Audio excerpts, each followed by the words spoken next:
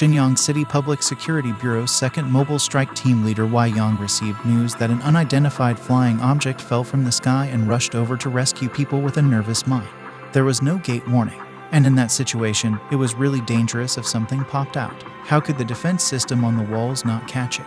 Unless it had a stealth function. The medium-altitude surface-to-air missile system should have been operated and used to intercept the flying object. But that didn't happen. It was like something else fell from the sky. As they hurriedly boarded the team bus and moved, another piece of news came in. What? A human? That was unexpected. They thought that it was an object from a gate. At least their anxiousness disappeared. But another question arose. That means that a person fell from the sky. Yes, they didn't know if they had to go ahead with their strike. But a human, that wasn't impossible. A gatekeeper or a Murim warrior. Falling from a high place would be dangerous for anyone, but sometimes exceptionally talented people would show up. Those who transcended the limits of human beings. If it's a gatekeeper, they must apply for permission from the Public Security Bureau in advance to engage in activity. They wouldn't do such things. If so, there was a high probability that this person was a Murim warrior. The weird thing is even the Murim warriors were registered, which made it strange that one of them would appear in the middle of public like that. I need to see it for myself. Among the Murim, some of them shouldn't be allowed to run wild. It wasn't difficult to find where the incident took place. The area with vehicles and a crowd of people. Experienced team leader YeoWoon first sent out the snipers to the surrounding buildings and then pulled out something like a mechanical telescope to inspect the situation from a distance. Way, around more than 300 meters away, but he could see. What? That CRZY bastard. Hoo, is that true? It was thought that it could be a Murim warrior. However, it was the kind of clothes that the people in Murim usually wore in historical dramas. He saw a young man with long hair and old-fashioned attire in an image on the tablet screen held by So-pyong. Who was next to him? Check their identity with facial recognition. Understood. After that, So-pyong tapped the tablet a couple of times, then an identity search window popped up, and he dragged the young man's image onto it. As the program ran, the facial recognition proceeded rapidly. SSH. The pictures kept changing on the screen. Soon the results were out. Frowning, So-pyong frowned and showed the tablet to team leader YeoWoon. Unidentified. This wasn't an expected result. They searched through the Chinese government's identity network, but nothing came up. There should have been some kind of minimal information, but nothing could be found. What's this? In that case, there were two assumptions. There was a possibility that the identity wasn't registered or the face was altered by some surgery. TCH, nothing is working out. If so, it would only be possible to learn his identity after capturing him and getting his fingerprints, using iris recognition and doing blood tests. And then voices came from his earpiece. A1 at Sangmyeong Shopping Center 6th floor ready to shoot. A2 at Yeonwoo Building 17th floor ready to shoot. A3 at, one after another. The snipers of the mobile strike team sent radio messages saying they were ready. Once the sniper deployment is complete, the strike team would need to set up a siege.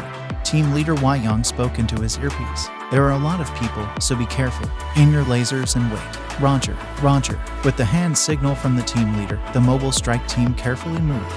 It was then. This is B4, team leader. The third team leader of the violent crime squad has been taken hostage. YeoWoon's face distorted at the report. Third team leader, Lee Myung. No, what is wrong with that bastard? There was no time to be surprised. If a hostage was taken, they were pressured to prevent the unknown man from doing anything stupid or running away. And it was for this purpose that the snipers were brought in. All snipers aim at the suspect with your lasers. Roger. When the order was issued, the red lasers aimed at the young man with long hair.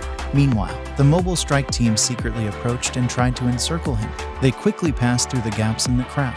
Team leader YeoWoon shouted in a loud voice, "Don't be shocked. You are being surrounded." Whoa, public security mobile strike team.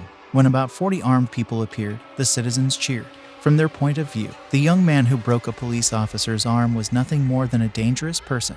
Cuck, if you take your hand off my neck, I will guarantee your safety. Lee Myung of the 3rd Violent Crime Squad made a proposal to Chun YeoWoon. It was all done. Chun YeoWoon's entire body was being aimed at by sniper rifles. He would have no choice but to back down. You better get your hand off my neck. I see that you can still smile. What? SHH. Huck. Lee Myung's face turned pale in an instant. He thought that the Murim man had no choice but to give up. He was practically trapped between the strike team and the snipers. But the man brought a pure white blade to his neck. What is this? Do you really want to die? The man stuttered as he spoke. However, Chun YeoWoon looked around, not caring. Is he not afraid for his life? Second team leader YeoWoon thought.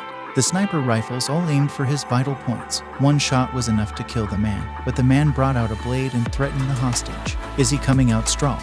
Some criminals didn't give in to threats, a strong strategy. However, team leader Yong had a lot of experience threatening the police. You are putting yourself at a higher risk. There was one thing that the Public Security Bureau was praised for being better at than other police forces. If the life of a public security officer is threatened, the suspect will be eliminated at any cost. Arms and legs can be shot.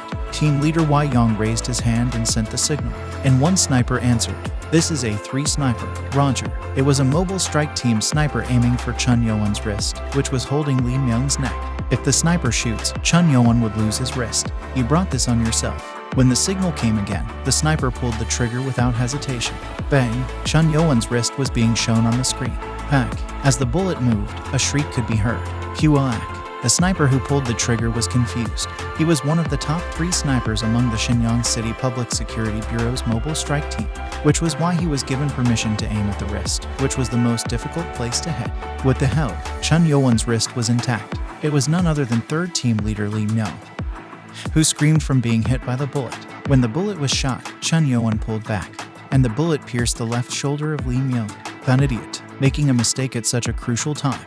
Team leader Yong thought it was the sniper's mistake, and now this will make the suspect more aware of his surroundings. But the reaction was strange. What now? On the contrary, it was the same casual expression. Be it a Miram warrior or not, when someone's life is being threatened, some kind of response has to be there. Whatever it was, people were watching everything. If things weren't resolved quickly, the status of public security would fall. As they changed, Yong changed the hand signal. Blowing off his wrist proved risky, so they decided that it was better to shoot his leg.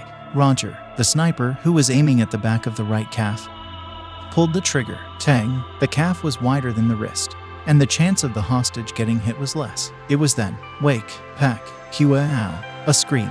But again, it was Lee Myung who screamed. And no fucking way. Yong was at a loss for words. As soon as the bullet was fired, Chun YeoWoon swung the body and used Lee Myung as a shield. Lee Myung, who had his thigh pierced, felt like he was going to die. He noticed the sniper. Something outrageous happened. It couldn't be a coincidence that the unknown man was using Lee Myung as a shield. Grunt. Yong ground his teeth. He didn't know the unknown man's origin, but he was definitely not a normal Miram warrior. A master. If so, he felt sorry for Lee Myung, who got caught. While the others were hesitating, Lee Myung shouted, Huaak, strike team leader, don't worry about me NSH. Clench. As Chun YeoWoon clenched tighter, he was unable to speak. However, it was well known to the others that Lee Myung was ready to make sacrifices. It can be dangerous. Sniping was the only answer. It wasn't known how this mirror man was detecting the snipers. But if all the snipers shot at once, he wouldn't be able to use him as a shield. Lee Myung, this is a bummer, but you make the public security proud. With determined eyes, Yong tried to signal the snipers to shoot all at once. It was then, Fat, Woon, Yong's body, which was about to give a hand signal, floated and got dragged. It was upsetting how nothing could be done. The man in the shadows standing by the window of the opposite building explained, hidden void energy, the art of moving things with profound energy. It was only possible to learn it at the super master level, and to drag people, that was only possible for those near the superior master level. He's a great master. The man's eyes gleamed with greed. Meanwhile, Yong, who was being dragged, got grabbed by the neck. Huaek. Now, Chun YeoWoon had a second shield. With a cynical voice, Chun YeoWoon spoke to Yong. You are the leader. He saw how this man gave so many hand signals. When the leader was captured, the other team members went stiff. Huaek. Now send the hand signal for those in the distance to shoot their firearms. At those words, Yong's face turned pale. Now that he was taken hostage, he couldn't command the snipers. Huaek, this bastard.